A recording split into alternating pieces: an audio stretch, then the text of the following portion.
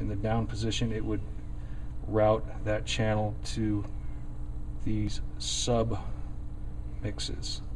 We're not using the sub mixes, so you'll want to make sure that the buttons are up in the mix position. If you see a button down, please put it in position.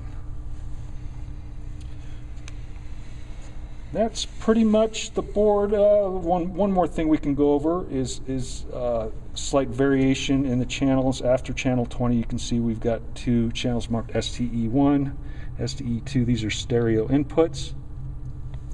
We've got the PC audio routed through STE2, or stereo input 2. So that's for when movie night, or if we're using a video that has audio in a Sunday morning presentation, that needs to be up, right? That's correct. That's the only time that would be used. Yep. And this is just kind of a scaled down channel. You've got your input gain up here. You've got a high, mid, and low EQ. There is no parametric or swept mid. You've got to send to auxiliary 1, 2, and the effects. Pan knob's the same. Of course, you want to make sure that's up. If you're, a lot of noise. That was a lot of noise. That's because the PC's off. All right. Yeah. And that's the stereo inputs. So that's the short tutorial on the new Soundcraft mixer.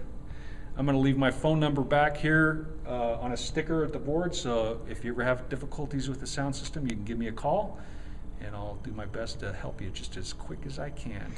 So, Kirk, a question. If there's something on the Sunday morning where balance is off or something like that, where would the sound technician go first to make an adjustment? Just to review.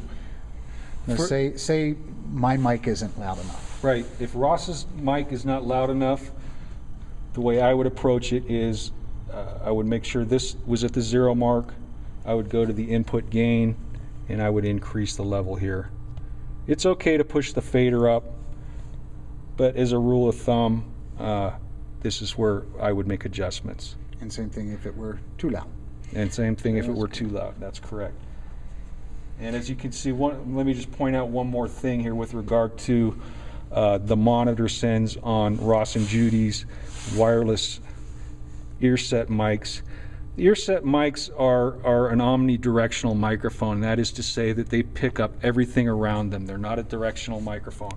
So to put any of those into the monitors is typically not a great idea. You could probably, I've played with them and I've managed to put about that much in without a problem, so that they can hear themselves a little. To maybe 9 o'clock. Yep, so they can hear themselves on the altar a little bit. Anything beyond that is gonna create a potential feedback problem. And I think that's probably enough on the mixer for today. Well, the one other difference that I just want people to be aware of is that there isn't an adjustment for the send out to the recorder, the CD recorder. Yep, and I did touch on that briefly. Yeah. The record level from the board just follows the mix output, Right. and you'll need to make any recording adjustments at the recorder itself here. But you shouldn't have to make individual channel adjustments, because that's already been done with all of this. That's correct. As long as you've got a good blend going in the sanctuary, you've got everything coming through the speakers. Everything that's coming through the speakers is going to come through onto the recorder.